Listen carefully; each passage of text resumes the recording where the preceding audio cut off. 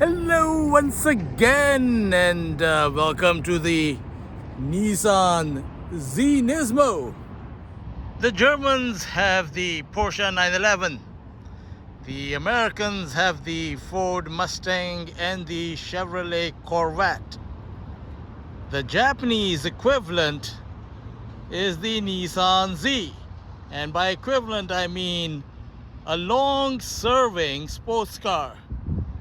The Corvette showed up in 1953 and has been in continuous production ever since. The Ford Mustang in 1964. Porsche 911s also have been around since the 1960s. The first Z was the Datsun 240Z. Production started in 1969.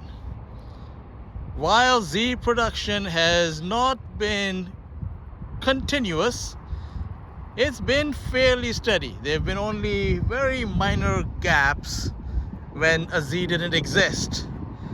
So when it comes to Japanese sports cars with the longest running heritage, the Z is the top.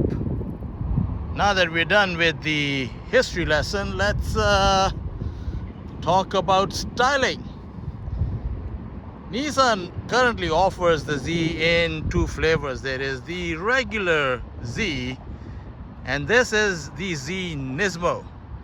Now the Nismo is definitely the better looking one because the front spoiler, the air intakes with this bar where the Nismo sign is, this looks very nice.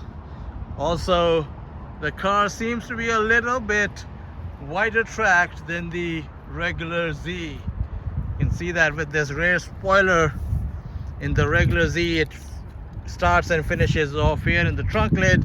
This bleeds into the hips. The arches look a little bit more swollen.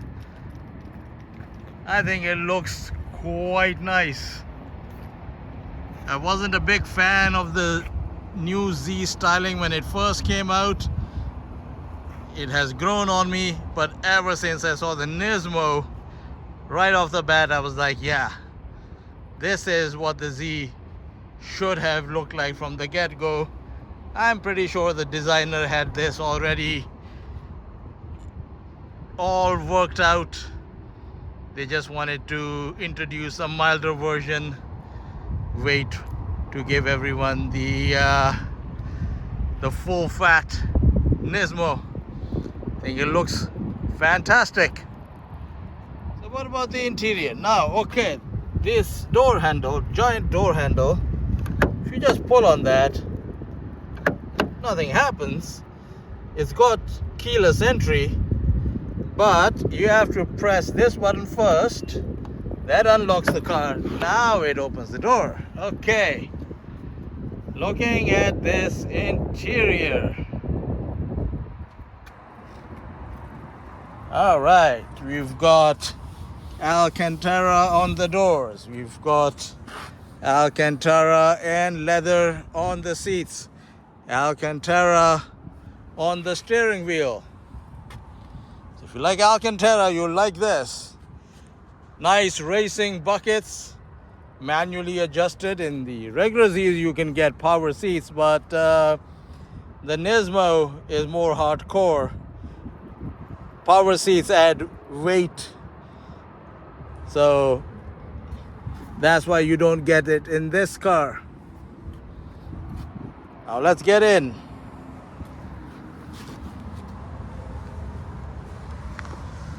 You have to watch your head getting in because it's a low roof. In. All right. Very nice start stop button. Foot on the brake.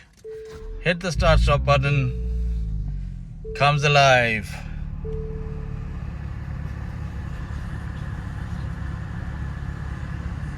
Nice TFT screen ahead of me with information you can stroll through to your liking.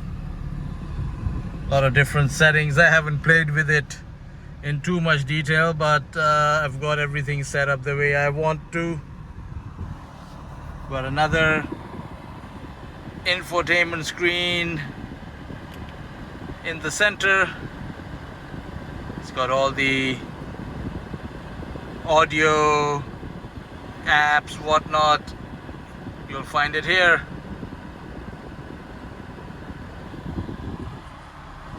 I love these 3 dials. These have been pretty much a stay since the 350Z showed up about 22 years ago.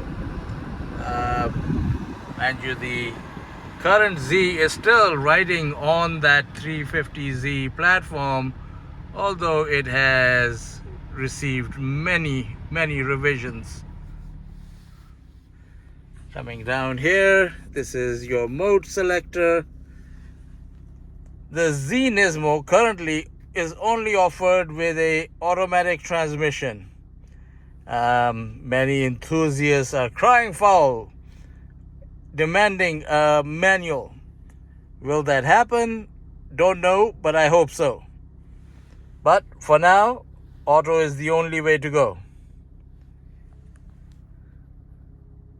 Your mirror, no sunroof, no back seats. That's about it. It's a fairly simple car. One odd thing that Nissan, which pretty much invented 360 around view vision for parking, hasn't bothered to put the system in the Z. You have a reversing camera, but not 360 vision. Odd one, that. Another curious thing, there is no wireless phone charger in this vehicle. There is a USB and USB-C port, but no wireless charger in a near $80,000 car. That's not quite right. Also doesn't have any heated seats or heated steering wheel.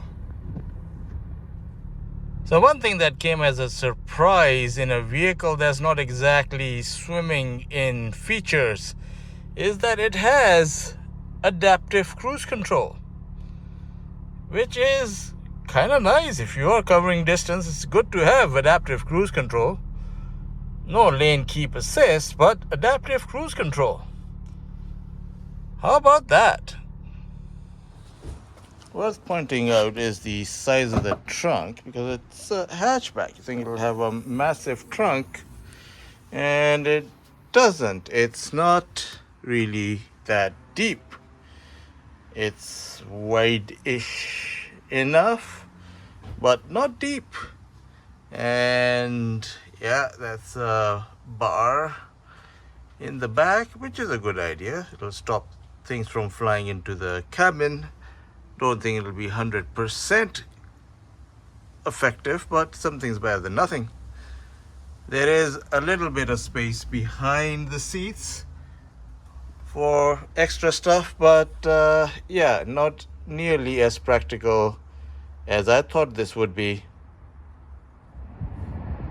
What about powertrain? Well, under this hood, which does not have gas struts and it's quite heavy, it stays up with this prop shaft, is a 3-liter twin-turbo V6 producing 420 horsepower and 384 pounds-feet of torque. Power is fed to only the rear wheels via a 9-speed automatic gearbox.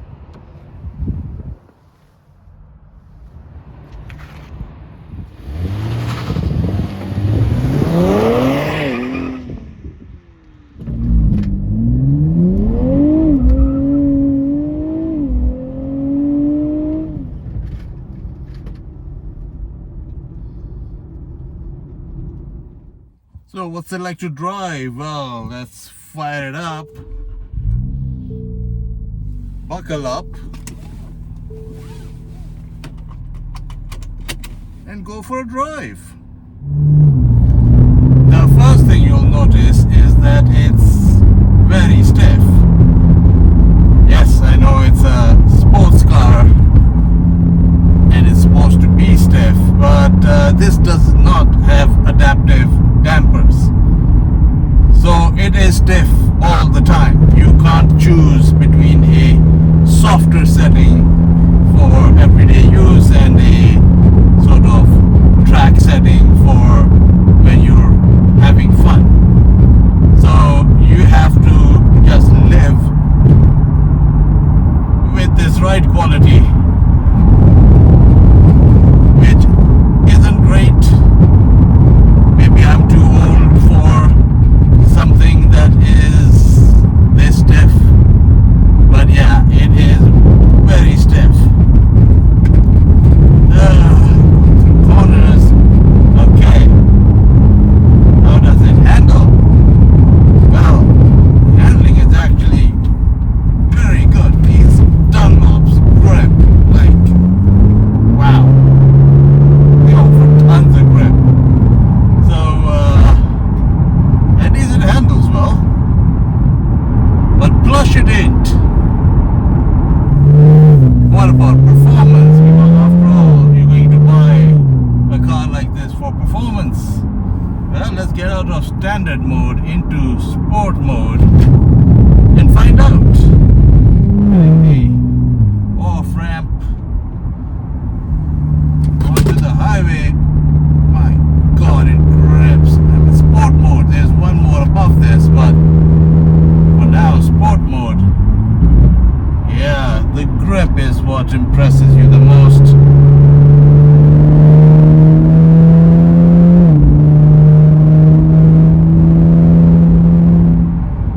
Plenty of go power.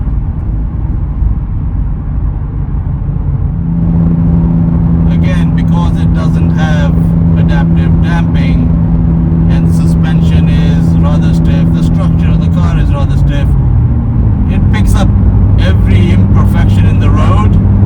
So if the road surface isn't billiard smooth, it's kind of little busy, little nervous. Now that can be fun, and it is fun. Don't know how much we'd want to live with something that's this busy on a daily basis. The grips, I've talked about that before, but honestly, the grip, that's what impresses you the most. Steering's got a nice feel to it, gives me decent enough feedback regarding what the front wheels are doing.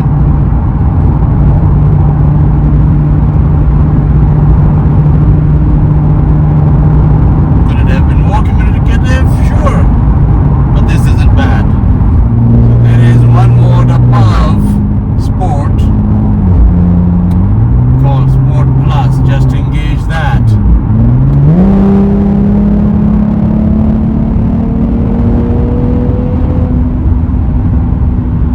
Oh, it's fast. Sure is fast. The car has a decent sound. Although when you're really caning it, it feels a little harsh. It's not the smoothest of engines, but maybe just that just adds to the character. Want more character? Take it out of auto, use the paddle shifts. Shift times are good. Ooh. Damn, this thing is quick. Oof. And when you're in manual mode, the car will not shift up. If you hit red line, you have to pull the pedal, which means it's full manual control. That's pretty good. I like that.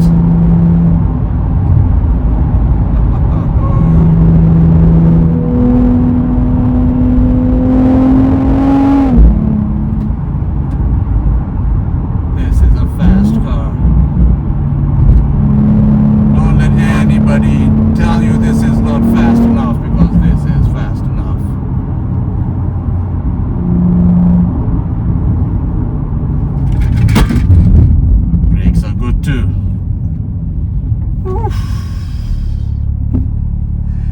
drill machine, it does not disappoint.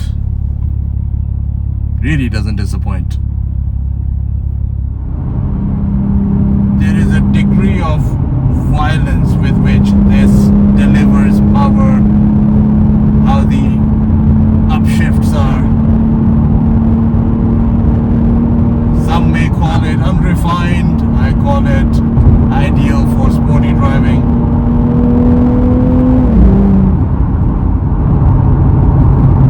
Okay, let's calm things down. Let's get out of sport blast, go back down to standard mode. How is it as a commuter? Well, it's noisy. There is tire roar in this cabin. You will hear odd squeaks and rattles.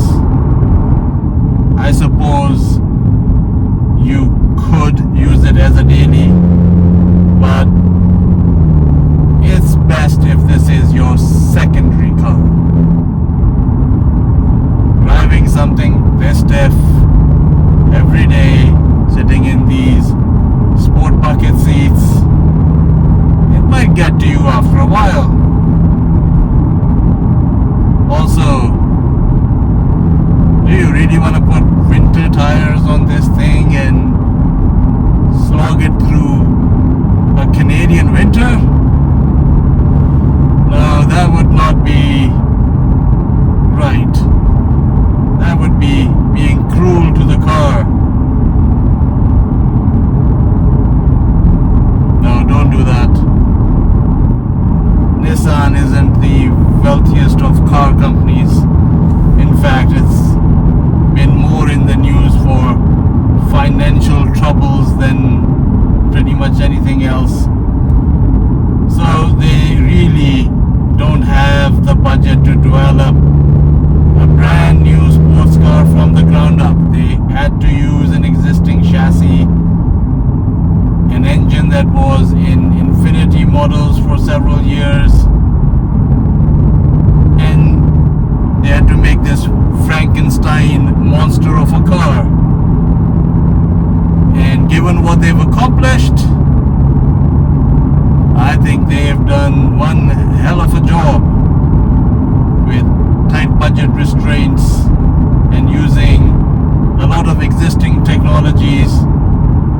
Mind you, it's not 100% old tech. There are lots of new bits in this vehicle, or at least bits we have not seen in previous Z cars. I think Nissan should be applauded for achieving what they've achieved. With the demise of the GTR, Godzilla as many would call it, this now is the Halo Nissan sports car. Might not be a supercar, but it's one hell of a sports car. Fuel economy. Well, in my 300 kilometer test cycle, 60% of which was covered on the highway, 40% in city driving, I've averaged 10.3 liters per 100 kilometers. That's not bad at all, given that I wasn't exactly hypermiling. For something with 420 horsepower and being driven enthusiastically, to give that number, I say that's pretty good indeed. Price. The Nissan Z Nismo pretty much comes one way. You pick a color and that's it. But the price is $78,846 of your Canadian dollars. Don't forget to add tax on top of that. So definitely not a cheap car. However, looking through online classified ads, you can buy a 1-year-old demo with less than 2,000 kilometers for a whisker under $60,000. At that price, it's a phenomenal deal. Absolutely phenomenal. Verdict: the Nissan Z Nismo is not perfect. Not even close. It's a bit too hard, a bit too noisy. Not a lot of creature comforts. No power seats, no heated seats, no heated steering wheel. It's also not the most practical from a trunk space point of view. So living with one of these would be a compromise. It's best if this is a second car. However, if you're looking for a sports car, this is really rather good. In fact, it reminds me a lot of my favorite sports car from the last decade, the 6th gen Chevrolet Camaro SS1LE. This sort of has that same demeanor, that's hard and fast. Unfortunately, that Camaro is no longer in production. So what about cars that are in production, such as the Ford Mustang GT? Well, the Mustang has probably a nicer engine, that 5-liter V8, but it's too big, it's too heavy, it's too softly sprung.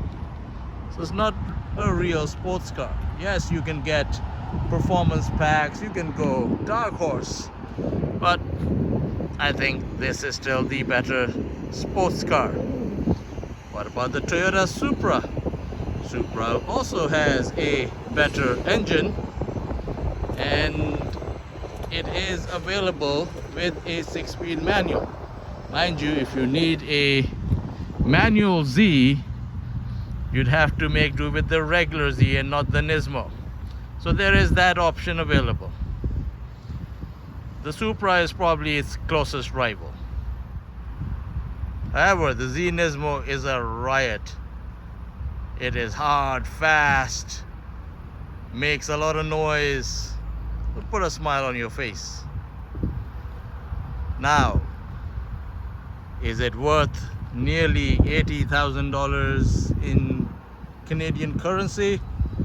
That's up to you to decide. Like I mentioned before, look through the classifieds, you'll find deals.